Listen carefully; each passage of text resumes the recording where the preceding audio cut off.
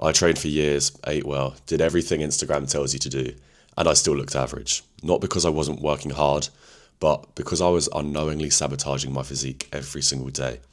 And if you're a busy guy who trains but doesn't really look like it, this is probably why. See, for a long time, I thought the answer was more. More training, earlier mornings, more discipline, more effort, all of which sounds productive, looks good on paper, feels like you're doing the right thing, but your body doesn't really care how motivated you are. It doesn't care how locked in you feel. So let me explain it like this. Imagine you've got a bucket, and that bucket catches all of your stress.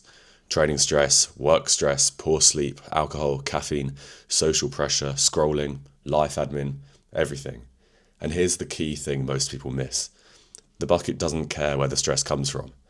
As long as all of that stress fits inside the bucket, you're fine. You recover, you adapt, you grow.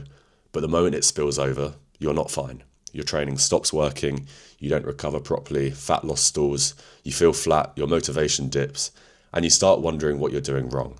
And this is essentially how our body works. Acute managed stress is fine, but chronic unmanaged stress is where things fall apart. And this is why people can train properly for years and still look the same. So realistically, you've got two options. Option one is to put less stress in the bucket, or option two is just get a bigger bucket. Let's start with reducing how much stress you're throwing in, because this is where most people resist. Firstly, simply train less. 3 to 4 sessions a week, hard, focused, done properly, is more than enough. Most people aren't under-training, they're actually just under-recovering. Next, you have to say no more often. You don't need to go on every single night out, you don't need to go out every weekend, and you don't need to agree to just one drink. Alcohol is stress, late nights are stress, social pressure is even more stress. And then food choices. Not dieting harder, but just eating like an adult.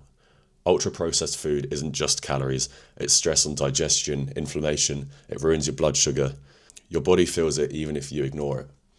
And similarly, stimulants, pre-workout, coffee, energy drinks, basically a man's best friend. But if your nervous system is already fried, adding more caffeine isn't discipline, it's just pouring more stress into that bucket.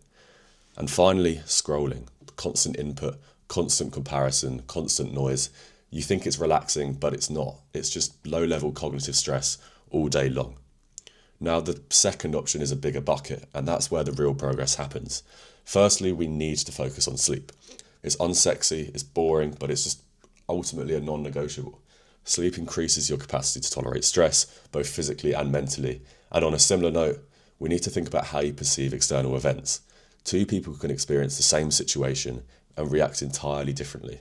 Stress isn't just what happens, it's how you interpret it. And that's where mindfulness comes in. Not sitting cross-legged on a mountain and praying till the sun rises.